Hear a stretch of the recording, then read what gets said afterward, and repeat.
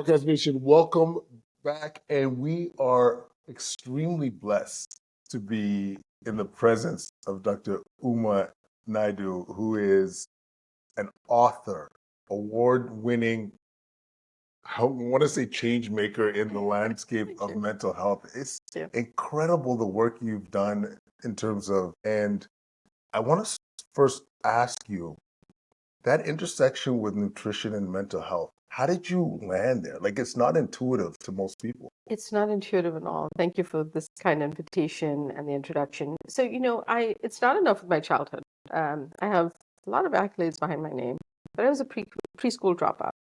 Somehow convinced my parents not to send me to preschool because I wanted to hang out with my maternal grandmother. She was much more fun, and what she did is she grew vegetables, she cooked, she chatted with me, she played games with me, and my grandparents together taught me yoga and meditation because I was not in preschool.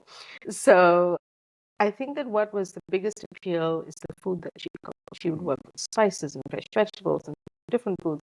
And I would kind of be assisting her in the background because I was very little. So I couldn't do too much in the kitchen, but I could shell peas and that kind of stuff.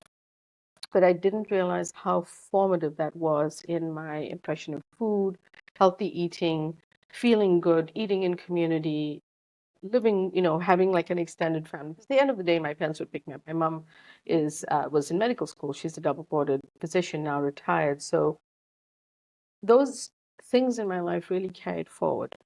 The first thing that I noticed was that we weren't studying anything about food at medical school. And then, more importantly, when I was learning psychopharmacology and I was learning the devastating side effects, while these medications are life saving, they also have, as you know, devastating side effects. No one was, other than checking weight and height and giving some side effects and risks and benefits, no one was diving deeper. And I saw that as a gap. But a patient early on in my training yelled at me. And it was an eye-opening moment. He came into the session a week after we had started an SSRI for depression. And he went home, read the side effects. He was already overweight. I knew this from the chart, right? From the online writing. He came in very irate. You caused me to gain all this weight. This is the medication, and I'm reading it here. But in his hand, he had this massive cup of Dunkin' Donuts coffee, which is a favorite coffee in Boston. It originated in Boston. So, being a timid resident, I looked at him a little afraid that he was yelling at me, and I intuitively said, well, let's talk for a second. I think I can help. Let's see, because I knew a little bit about healthy eating. What did you put in your coffee? And this is a very long way of saying that I realized how valuable it is to share nutritional information with a patient, especially if you are alongside that prescribing medications that, for example, could cause weight gain. And he said, oh, well, this amount of cream and, a few sugars. I said, how many sugars? 8. So Whoa. 8 packets of sugar. And then a quarter cup of ultra-processed creamer, right, with all those junky ingredients. So I, on my laptop very quickly said, let's just do a quick calculation. I calculated the empty calories he was consuming before he even ate breakfast. And I proved to him that all of this could be changed. And his eyes lit up like someone had taught him something. He calmed down, he wasn't irritated, and he said, well, can you help me? And, we went on to have a really good therapeutic relationship. We didn't need to increase his dose because we worked on lifestyle factors. Helped him to make those small tweaks. And I realized it was an aha moment for me because I realized just that simple thing was so powerful. And why don't we do more of it? So I started to slowly add it to my practice and discuss it. I went on in 2 different pathways that combined. I was inspired to go to culinary school. I wanted to study nutrition because I knew we didn't learn it in medical school. And I knew it would be powerful to help people because in that moment, if you can interpret something, a very simple fact, it can make a behavioral change that is long lasting. Rather than a fad diet and eat this, not that mentality or running after the next superfood, when you actually connect with something someone wants to do and feels concerned about. So up until today, the jumping off point of my nutritional psychiatry protocols, where I work on nutrition and lifestyle and metabolism, is what's bothering you the most.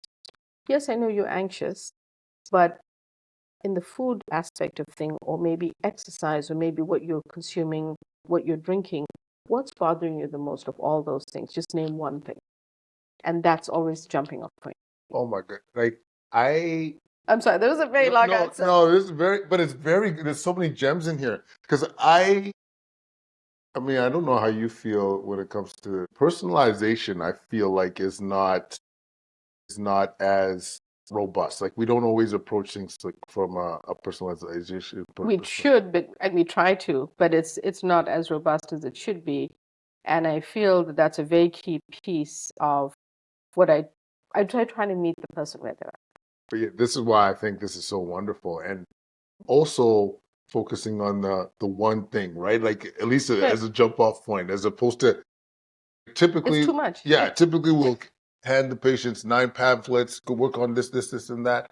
But to focus on the like, almost like the 80-20 of their health, like what can Right. we really nail down Right. to improve their mental state and their health, I think is grand. Well, thank you, because we know from the psychology of eating, we know from habit change that people don't just you tell them, well, drink this, do that. They don't really want to do it. And you give them a list, it's even worse. And doctors are notorious for giving people lists. I mean, I used to do it all the time until I sort of learned from my patients that if they can just switch one habit, maybe they're drinking a lot of diet soda, and cut back on that, it can be a powerful, because the moment, here's here's how it happens. You give them one thing to work on. The person has to be engaged in it. This cannot be someone who's struggling with orthorexia and is eating this ultra healthy diet, but it may be misguided in some ways. This is a person who's motivated, interested, is willing to work with you and wanting to take the recommendation. But the moment they identify it and they start to see a change, they want the 9 other things on that list. They want it all, because that to lower their anxiety, or to wake up without angst, or to feel better when they are talking to their children. I had a patient who wrote to me about using my anti-anxiety protocol in my second book, Calm Your Mind with Food. And it was so powerful that I asked his permission to share it anonymously. He said, I bought your book and I followed the protocol. And for the first time as an adult, I could take my teenage daughter to a concert. I had not been able to I could leave home for things like work, but I couldn't do things with my children because of my anxiety. And that was such a beautiful moment. He was able to take his teenage daughter. He felt proud of it. He had quelled his anxiety through using the protocol. He had decided he was not going to take medications. That was his choice. And those are the moments. That's what I work for. Wow. And That's what it is. the beautiful thing was that you're in a because of your status, because of your books, because of your social media presence, because of what we're doing now, it could be scaled. That's the thing that I love. Like a lot of us get into medicine, we have the one-on-one with our patients and change Yeah. their lives, just like Yeah. this example here. But when you are able to share these protocols and share these ideas, and someone out there is now going to pick up your book and say, hey, how can I leverage nutrition? Like, to me, this is what's exciting. Right. Because once again, I feel like it's quite a novel concept. But maybe we could walk through whether depression, anxiety, I'll let you lead the way in terms of some of the common trends you see amongst the patients that you try and improve their nutritional status. We mentioned ultra processed foods. We mentioned first example, tons of sugar in 8 packets. Oh my god! But is there common trends that you see in the patients you see? Often patients are stumped by food labels and the marketing, the way in which food is marketed. 2 examples I'll give you. A young female patient who was a young mom. I had been working with her, and one appointment she called me and said, I have to bring my toddler with me. Something happened at daycare. I said, sure, that's fine. The toddler couldn't understand the meaning of the session, so it was fine. He was just kind of playing in the room. So she very proudly announces to me, you told me I should eat more whole grains, so look at the cereal I bought him. And she shows me this box. And so I kept quiet. I said, oh, and he was playing and eating and doing all the stuff. And I said, okay. And it taught me a very important lesson, right? I've been talking about whole grains. The food industry knows exactly how to label things so that it catches people's eyes. They get around the food labeling laws. They're not doing anything illegal. They stay within the law. But to this mom, she thought the whole thing was whole grain. But when I taught her how to read the label and to look that the very last ingredient was the whole grain, because it had the least amount of whole grain in it, but it was really ultra processed, had a lot of sugar in it. But I taught her that, and I realized, okay, so we have to be so clear, precise about the recommendations we make, because we kind of fighting the food industry in a certain way, because they are they explain to consumers what they want consumers to buy. And they care about profit. They don't really care about our health. So that's a trap many people fall into, the labels on food or how something is described. The other is that sugar hides in foods and we don't recognize that it's sugar. There's a repository for the last count that I checked was 262 other names for sugar on US food labels. My favorite is brown rice syrup, which is actually just sugar. And so you look at the label, you don't realize that many of those ingredients are sugar. And so you think you're buying something that has low sugar, less sugar. It's another, let me be clear, we need sugar in our diet. It's an important nutrient, but it's how we consume it. A piece of fruit, a quarter cup of berries is very different from candy. So that's another thing that people don't realize, that even savory foods like ketchup or pasta sauce, salad dressings can have a lot of sugar.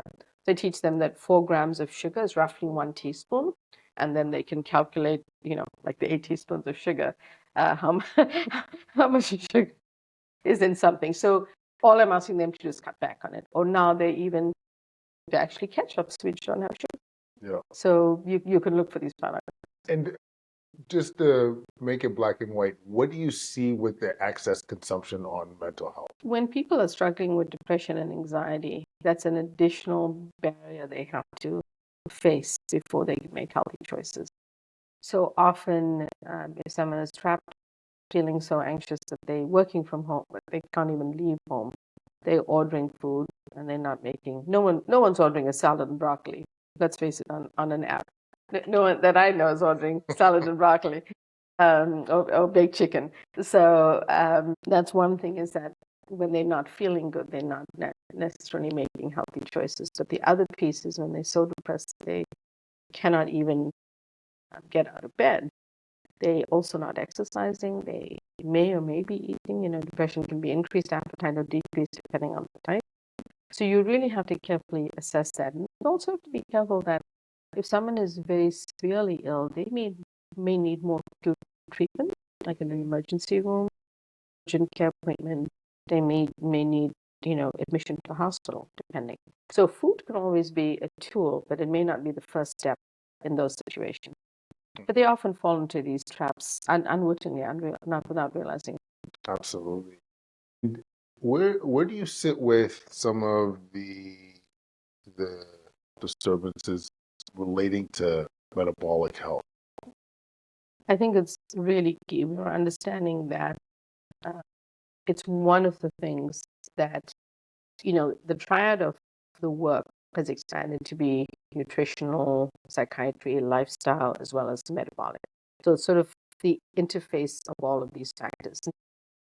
For me, the emergence of our understanding of how insulin resistance is impacting our overall health. It's not just obesity, it's not just type 2 diabetes, but mental health is impacted too. Now, one of the things that is critical in mental health is a lot of medications we prescribe for more severe illnesses, as you know, also impact things like weight metabolism. But we have to do more than just check metabolic parameters in labs. And that's where some dietary measures like ketogenic therapies for certain patients under certain guidelines. It's not a sweeping recommendation that I make.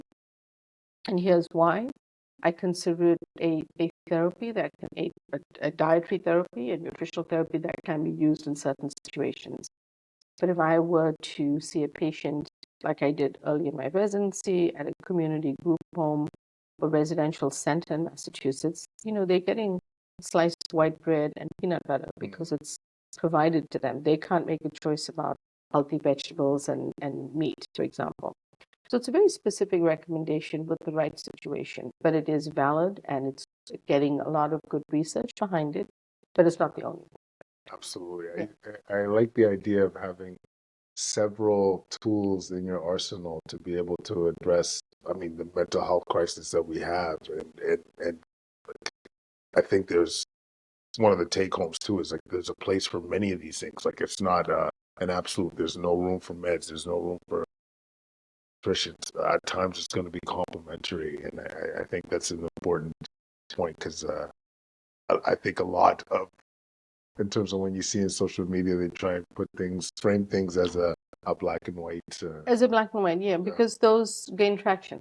Yeah. When you can either be divisive or you can try to educate, you can do many different things, but sometimes information is shared on social media as very eat this, not that mentality. There are qualified doctors who will tell you never to eat a certain food.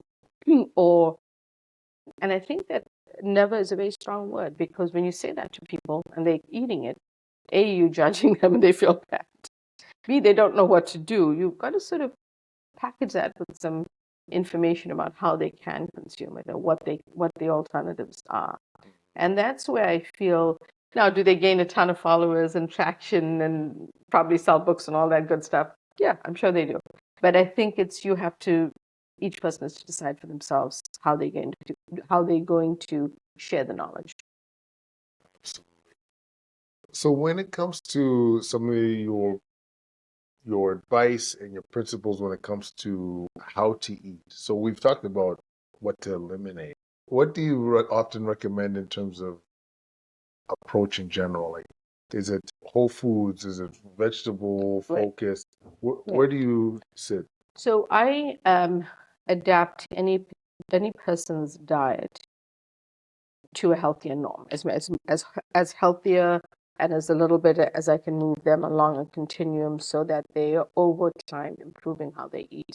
It's a marathon, not a sprint. So, for example, it could be based on a plate of food or it could be based on what they're eating. I like principles of the Mediterranean diet, the mind diet.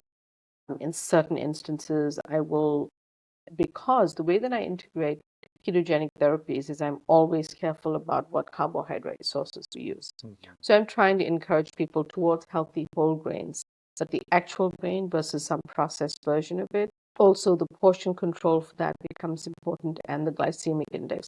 I still use that as a guideline only because it helps me understand that we want to offset any weight gain they may have from, or we might be helping them lose weight. I implement all of those, but I also believe in a plant-rich diet because I think that Americans lack fiber. We spend a lot of time talking about protein, but we seriously lack fiber, and that's been shown in research. So adding those beans, nuts, seeds, vegetables, fruit, whole grains becomes important. So for the impact on the gut, the spices and herbs to flavor your food, rich in antioxidants, rich in color and flavor, great thing to just add in, and they don't really carry calories with them. And then, your prebiotics, your probiotics, your fermented foods, your healthy fats. So helping people understand that, avocado oil or extra virgin olive oil, or then your omega-3 fats from salmon or plant-based sources like hemp seeds or flax seeds. It's almost these building blocks is how I think about it. But I really think there's a lot of good evidence behind the Mediterranean diet, the mind diet. There's good evidence behind a balance of protein, but together with other things like healthy sources of vegetables. So, whether you eat beef, whether you eat tofu, whatever it is, we can adapt what it is. I think that the diets I have difficulty with is the extreme diets, like never eat this. On a podcast recently, the podcaster said to me, I can't believe you recommend sugar. And I said, I'm not saying I recommend sugar. I'm saying sugar is a part of a nutrient that our bodies need. But he was astounded because he'd been speaking, I guess, to people prior to me that had basically said on his podcast, you never should consume sugar. But he didn't understand that it's a nutrient that our body requires. So it's the type of sugar that you consume. Absolutely, absolutely. You mentioned the gut, and I gotta say, I did an interview yesterday too, and I was the whole gut microbiome, gut mind connection is a bit of a mystery to me. I wanted to get a sense for you. Do you have a a foundation, or do you have a sense of how this is linked, or is this kind of woo woo talk in your Right, mind? right. So I think that a lot of people may not understand the connection, and it's emerging science. Hippocrates eons ago commented on this connection, but the science had to follow. And the science is new. It's only followed in the last decade and a half to 2 decades that we understand there are these trillions of microbes that reside in the gut. But for me, in my first book, This Is Your Brain on Food, the first chapter is about the gut brain romance. And part of the reason I talk about it that way is when you look at the science behind it, the gut and brain originate from the same cell line in the embryo. And then they divide apart. They form two organs, but they remain connected by the vagus nerve. Then you realize that the vagus nerve, carries neurotransmitters between the brain and gut, and vice versa. So it's a bidirectional system. Then you factor in the fact that the gut is called the second brain because of the enteric nervous system. And serotonin, 90 to 95% of serotonin receptors in serotonin is made. So it's made elsewhere, but there's a lot in the gut. Then you start to realize the food that you eat is interacting in this environment with the trillions of microbes, and where neurotransmitters are involved. And I don't, you start to unpack a little bit how digestion happens and what happens to food. So when you're eating healthy foods, baked down products, healthy short chain fatty acids, you are producing anti-inflammatory, antioxidant rich foods to your gut environment. You're fending off inflammation. But the moment that flips and you start to drive inflammation, as I would say, in many of us Americans, we have a certain level of inflammation in our gut. In our bodies, that is not acute inflammation. That's a whole separate thing. We're talking about chronic insidious inflammation. Part of it is how we eat, what we consume. And the moment that you upset that, that environment, those microbes are involved in vitamin production, hormone production, sleep and circadian rhythm, immunity. 70% of our immune system is in the gut. Mental well-being. So they're busy little things doing lots of stuff. But when you upset the balance, things go up. I'll see an uptick in anxiety. I will see, skin conditions, just different in how people are sleeping. So lots of things show up. So I've been a believer because I researched this heavily. Firstly, as I grew my practice in my clinic at Mass General, but I also researched it in my book. So I'm a believer then, not a believer, and I think that how I like to frame it is the gut-brain connection sort of helps to understand the mood-food connection. This is, I think this is exciting because once again, it kind of validates and gives our patients and some agency that what you eat, how inflamed you are, Yeah. directly not only affects your overall health but your mental health as well. I just think it's hearing this. I think many people will be motivated. Like it's an added fuel to eat healthier and to Yes. and to eat the way that we really should be eating. I gotta ask you too. This might be a loaded question a bit, but we're at eudaimonia, and there's been a lot of energy about what how we feed North Americans, how we Mm-hmm. feed Americans, as you mentioned, with the food labels and all these things. Do you have a feeling on like how we approach this? How do we how do we get people to be more educated when it comes to healthier eating? Has this been a front of mind for you at all? It's always been front of mind, with the examples I gave you, with the things I've dealt with in my own practice. I think there are lots of ways to handle it. Um, and I think that the way that we handle it and the way that we advocate for the things we believe in as physicians or clinicians or scientists or biohackers or whatever our platform is, really it has to be aligned with your personality. And my personality has always been around how can I help you feel better using your own resources. And what I mean by that is what can I do to teach you to do, like that patient with the coffee? What can I help you do that's going to, because I know behavioral change is hard and you tell people things they don't necessarily change. So I think that that's one way to do it. I've built out a lot of educational resources and continue to build on that to teach clinicians. We'd really like to have one for coaches and health advocates and even school teachers where they don't have to have a science background, but they can learn principles of how to help whoever they are facing within the public to eat better. Then I think there's the advocacy route, and there's, taking on a big pharma, big food, and the government, and I think there's a role for that too. But I think there are different directions. Now, I am not the person who can spearhead that, but I will support it as best I can from the platform that I have. But I think there are different ways. It's always been top of mind for me.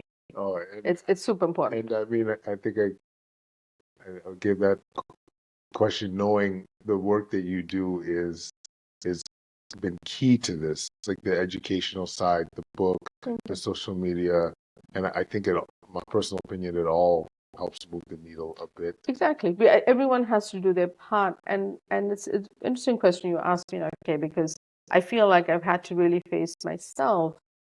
What makes sense to me? What's my personality? And I really respect people who can go after that in a certain way. And I call out food companies and big pharma all the time, but I'm not necessarily the person to have that conversation.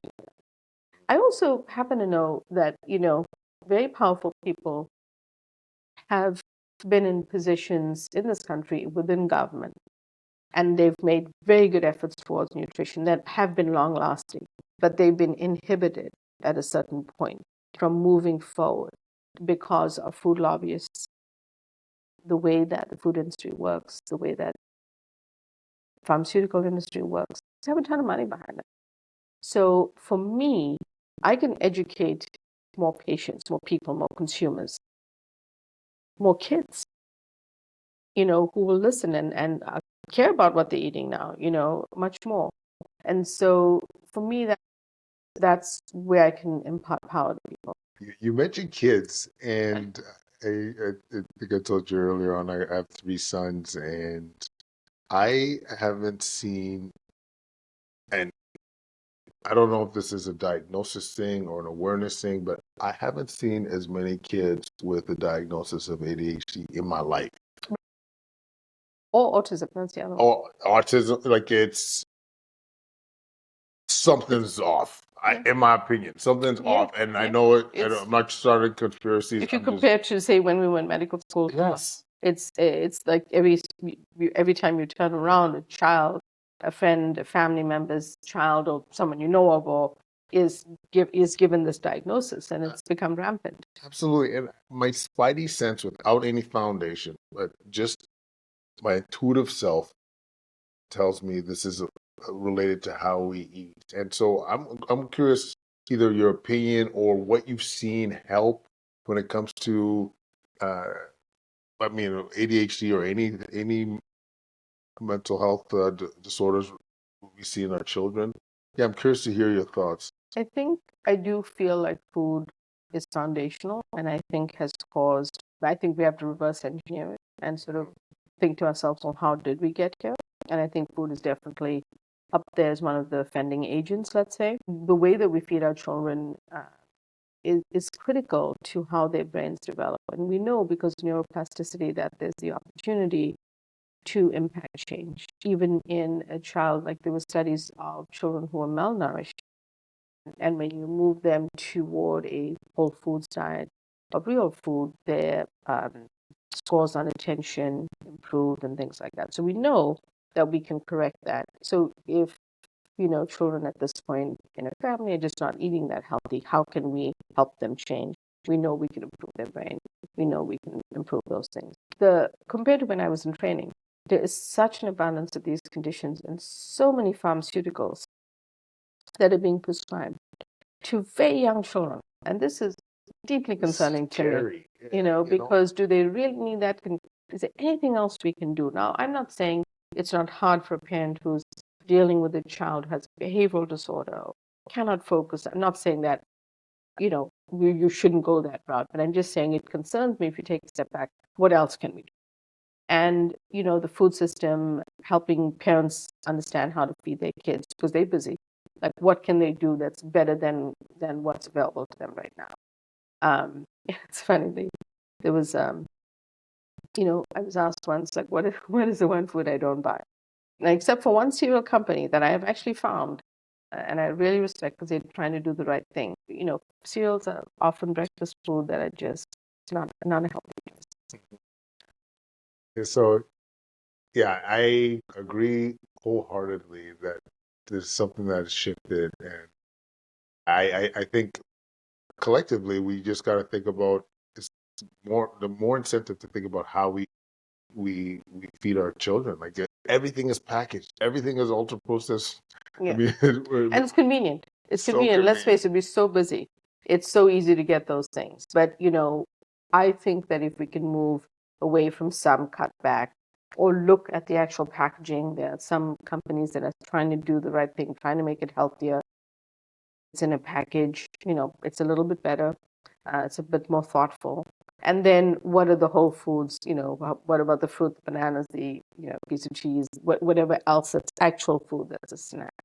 Absolutely. I can't get this image out of my head, Dr. Uma, about you and your grand. What comes to mind is there's something also beautiful about the process of preparing food and Yes. cooking. And I wonder if you could comment on that. Like I personally love to cook when I get the Yeah. time. Yeah. It's probably one of the reasons my wife married me. And it is one of the things that in our busy lives at a personal level, like I don't get to do as often Right. as I like. But can you also comment maybe on the impact of the process in Yeah. terms of connection and etc. We in such a loneliness epidemic in this country, and we were just talking about children and how we feed our kids. I think that for me, early on, before I went to culinary school and stuff, I realized that cooking was my time out on the day. It was my little relaxation period. And everyone else would think, she's crazy. I mean, we're all going to get takeout tonight. She's going home to cook.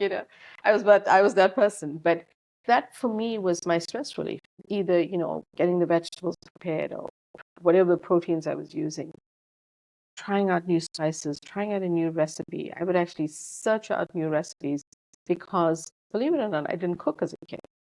I was with my grandmother and then went to school. And in school, my mom recognized that I loved science. So she taught me baking to teach me measuring.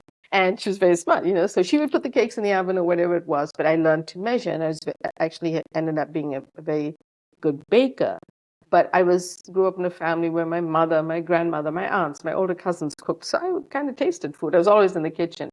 And culturally, I just didn't really learn to cook until much later. But I had it all within me. I'd seen it, I'd been in the kitchen, I'd watched it, and that made a difference. So that tactile pleasure, that process of the aroma of food, working with spices, herbs, is something not only that you can enjoy for yourself, but you can actually bring your kids into that. You can help them wash the berries, like I shell the peas, whatever it is. Some vegetable that's safe, and depending on their age, can they use a safe knife or not? But bringing them into that experience, even selecting the foods, helping to choose colors of foods, are basic ways to teach them healthy principles of eating without telling them that, right? It's like in the produce section, can you choose, we're going to buy vegetables a week, so can you choose fruit and vegetables and choose 10 to 12 colors? Right there, it's a challenge for them. They can then help prepare some of it. All of this requires time and planning, I get that. But these are things, farmers market. If you have a farmers market, can you make it and have them choose things like that? So they are involved in that experience of seeing the food. Can you have a small vegetable garden? Schools that have community gardens is such a good idea. Such a good idea. Right, because it teaches kids the principles of how, they get the food, then they want to cook with the food or make a salad or whatever it is. But to me, I try to prepare food as often as I can, and it's not easy because it's very busy. Yeah, Takes time. absolutely. But it is, I find it sometimes even meditative. But the other beauty was especially involving your children. My wife is pretty good at least 2 out of the 3 kids when it comes to baking anyway. It's another thing to do. It's another thing outside of the screen time. It's another thing to cause that connection with your family member, your child. So it is multi-layered. There's a lot of pluses of Yeah. involving You're kids. teaching them so much in a very indirect way, Absolutely. and the cool thing is that you're not telling them you must eat healthy. What you're doing is you're showing them. And Yes. there's a very different message in that, because if they go to the farmer's market or the supermarket and they pick out the different color fruit, then they're curious to eat it. Absolute pleasure and Thank an you. honor. The insights, the ongoing motivation. This is just another additive layer of motivation for me in terms of getting that message out on the impact that what we eat can really affect our overall wellness, overall health, Yeah. overall well-being. And the work you're doing is amazing. We just talked before jumping on. She got an award at U of T up in Canada with my people. I'm, obviously really proud of what you do, and Thank I'm you. going to speak on behalf of my wife, Kathy. I know you wanted to be here and meet Dr. Uma, but I think that'll be for another day. Another time. But Another. where can people learn about you? 2 books out. Like where do people? Thank you. Thanks, Dr. K. So my website is umanaidoomd.com. But please sign up for my newsletter, because I give out free information every week on a different food. And that's where you also get to hear the cool things I'm doing, like being at this great conference. And you can buy my books at local booksellers or wherever books are sold. The names are This Is Your Brain on Food and Calm Your Mind with Food. And follow me on social media, which is at DRUMANAIDOO. And we're starting a YouTube channel at the same name. So we'll be showing up and sharing weekly videos with you starting soon.